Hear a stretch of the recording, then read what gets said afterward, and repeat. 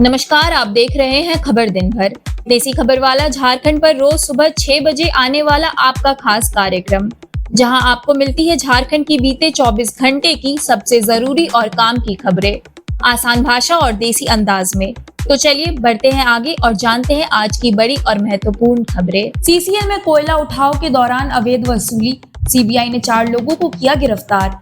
CBI ने केंद्र कोयला लिमिटेड सीसीएल की अरगड़ा कोयलरी में कोयला उठाव के दौरान अवैध वसूली के मामले में 4 लोगों को गिरफ्तार किया है। गिरफ्तार किए गए आरोपियों में सीसीएल के 3 कर्मचारी और एक कोल लिफ्टर शामिल है। सीबीआई की जांच में सामने आया कि ट्रक चालकों से प्रति ट्रक 1800 रुपए की दर से अवैध वसूली की जा रही थी, जिससे सीसीएल मैनेजर अयोध्या करमाली को हर महीने लगभग 10 लाख रुपए की अवैध कमाई होती थी।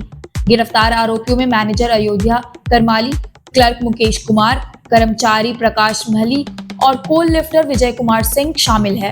जांच में विजय के मोबाइल से यह जानकारी मिली कि उसने मुकेश कुमार के माध्यम से करमाली को 2.3 लाख रुपए और प्रकाश महली को 4.98 लाख रुपए अवैध रूप से दिए थे।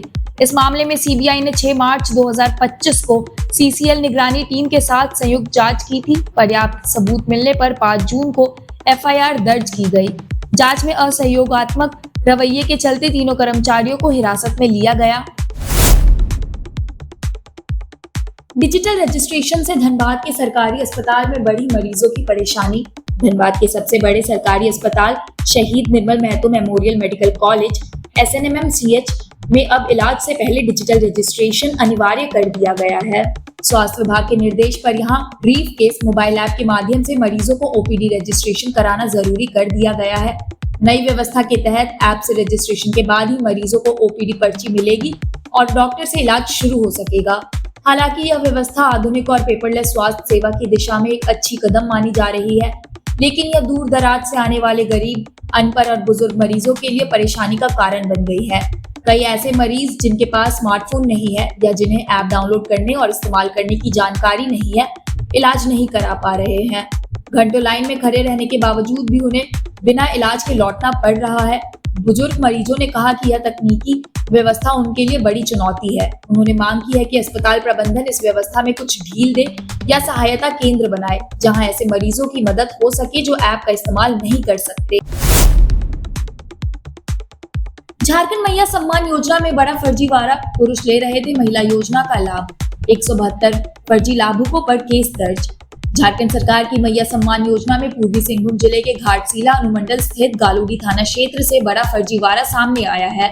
इस योजना का लाभ केवल झारखंड की महिलाओं को ही मिलना था, लेकिन जांच में सामने आया कि कुल 172 फर्जी लाभार्थियों ने इस योजना का गलत तरीके से लाभ लिया। 9 जुलाई को गालूडी थाना में इन सभी के खिलाफ प्राथमिकी दर्ज की गई। इनमें से 39 आरोपी बिहार के किशनगंज और 133 आरोपी पश्चिम बंगाल के उत्तर दिनाजपुर जिले के निवासी हैं। चौंकाने वाली बात यह है कि इनमें 40 पुरुष ऐसे हैं जिन्होंने खुद को महिला बताकर आवेदन किया। इतना ही नहीं, आवेदन में पति के नाम वाले कॉलम में भी पुरुषों के नाम दर्ज किए गए। अब यह मामला सीआईडी को सौंपा जाएगा, जो पूरे नेटवर्क की जांच करेगी। यह भी पता लगाया जाएगा कि इस तरह का फर्जीवाड़ा अन्य जिलों में भी हुआ है या नहीं। एफआईआर में 12 ऐसे लोगों का भी जिक्र है जिनका कोई स्पष्ट पता नहीं है, फिर भी उन्हें योजना का लाभ दे दिया गया। सभी 172 आरोपियों ने ऑनलाइन आवेदन के दौरान फर्जी दस्तावेजों के सहारे खुद को महिला दर्शाया। यह मामला हैंदलजूरी पंचायत की प्रभारी सचिव मंगल टुडू के आवेदन पर दर्ज किया गया है। आरोपियों के खिलाफ भारतीय न्याय संहिता की धारा 318, 4, 338, 339, 336 और 61 तो 3, 5 के अलावा आईटी एक्ट की धारा 65, 66C, 66D के तहत मामला दर्ज किया गया है। नई दिल्ली में केंद्रीय सचिव से मिली ग्रामीण विकास मंत्री दीपिका पांडे सिंह। झारखंड के ग्रामीण विकास को लेकर हुई अहम बैठक।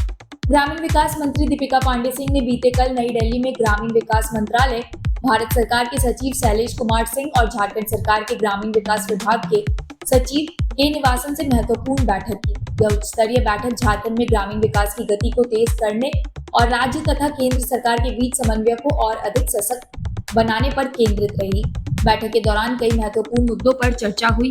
लंबित राशि का भुगतान, झारखंड सरकार को केंद्र से प्राप्त होने वाली लंबित राशि को जल्द जारी करने की आवश्यकता पर बल दिया गया ताकि ग्रामीण क्षेत्रों में चल रही योजनाओं के क्रियान्वयन में कोई बाधा न आए। योजनाओं का प्रभावी कार्यान्वयन केंद्रीय योजनाओं को सरल और प्रभावी तरीके से लागू करने पर चर्चा हुई, जिससे ग्रामीण जनता को इन योजनाओं का शीघ्र और सीधा लाभ मिल सके। रोजगार सृजन पर जोर, ग्रामीण क्षेत्रों में रोजगार के अवसर बढ़ाने की रणनीतियों पर विचार किया गया ताकि स्थानीय स्तर पर आजीविका के साधन मजबूत किए जा सके।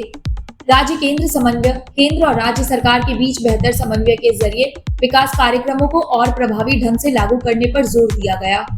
मंत्री दीपिका पांडे सिंह ने बैठक के बाद कहा कि राज्य सरकार प्रत्येक गांव, टोला और पंचायत तक विकास योजनाओं का लाभ पहुंचाने के लिए प्रतिबद्ध है। उन्होंने कहा कि समावेशी विकास ही सरकार का लक्ष्य है और इसके लिए हर संभव प्रयास किए जा रहे हैं। 5 लाख का इनामी नक्सली लवलेश गंजू लातेहार में आत्मसमर्पण किया। झारखंड जन मुक्ति परिषद जेजेएमपी के सब जोनल कमांडर और 5 लाख के इनामी नक्सली लवलेश गंजू ने मंगलवार को लातेहार पुलिस मुख्यालय में आत्मसमर्पण कर दिया। वह पत्नी और बच्चों के साथ पुलिस और अर्धसैनिक बलों के अधिकारियों के समक्ष सरेंडर हुआ। लवलेश को बुके, शॉल और प्रतीकात्मक चेक देकर सम्मानित किया गया। आईजी सुनील भास्कर ने इसे सरकार की पुनर्वास नीति की सफलता बताया और कहा कि हथियार छोड़ने वाले नक्सलियों को सभी लाभ दिए जाएंगे। एसपी कुमार गौरव ने बताया कि इस साल अब तक 10 नक्सली सरेंडर कर चुके हैं, 72 गिरफ्तार हुए हैं और 3 मारे गए हैं। लवलेश मूल रूप से बालूमाथ का निवासी है। उसने 2008 में मऊआवादी संगठन से नक्सली जीवन की शुरुआत की थी और बाद में जेजेएमपी में शामिल हुआ। उसके अनुसार संगठन अब कमजोर पड़ चुका है और लातेहार पलामू क्षेत्र में केवल 14 नक्सली बचे हैं। नई दिल्ली में सीएम हेमंत सोरेन से मिले सुदेश महतो, शिबू सोरेन के स्वास्थ्य की दी जानकारी। आज सुप्रमुख एवं पूर्व उप मुख्यमंत्री सुदेश महतो ने नई दिल्ली स्थित न्यू झारखंड भवन में मुख्यमंत्री हेमंत सोरेन से मुलाकात की। इस दौरान उन्होंने सर गंगाराम अस्पताल में भर्ती झारखंड के पूर्व मुख्यमंत्री और झामुमो संस्थापक शिबू सोरेन के स्वास्थ्य की जानकारी ली। मुख्यमंत्री हेमंत सोरेन ने बताया कि दिशुम गुरु शिबू सोरेन के स्वास्थ्य में धीरे धीरे सुधार हो रहा है। सुदेश महतो ने उनके शीघ्र स्वस्थ होने की कामना की है और कहा कि गुरुजी झारखंड की राजनीति की धुरी है। उनके स्वस्थ होने की कामना पूरे राज्य की जनता कर रही है। इससे पूर्व आजसू पार्टी के सांसद चंद्र प्रकाश चौधरी ने भी मुख्यमंत्री हेमंत सोरेन से दिल्ली में मुलाकात कर गुरुजी के स्वास्थ्य के संबंध में जानकारी ली थी। उल्लेखनीय है कि गुरु शिबू सोरेन को 19 जून को ब्रेन स्ट्रोक और किडनी संबंधी समस्याओं के कारण सर गंगाराम अस्पताल में भर्ती कराया गया था। उन्हें आईसीयू में रखा गया है और न्यूरोलॉजी, कार्डियोलॉजी और नेफ्रोलॉजी विभाग के विशेषज्ञ डॉक्टरों की टीम उनकी देखभाल कर रही है। झारखंड की खबरों का सिलसिला यहीं समाप्त होता है। जुड़े रहिए देसी खबर वाला झारखंड के साथ, क्योंकि कल सुबह ठीक 6 बजे हम फिर हाजिर होंगे झारखंड के बीते 24 घंटे की तमाम महत्वपूर्ण और आपके काम की खबरों के साथ। मिलते हैं कल सुबह, तब तक अपना और अपनों का ख्याल रखिए। बहुत बहुत धन्यवाद।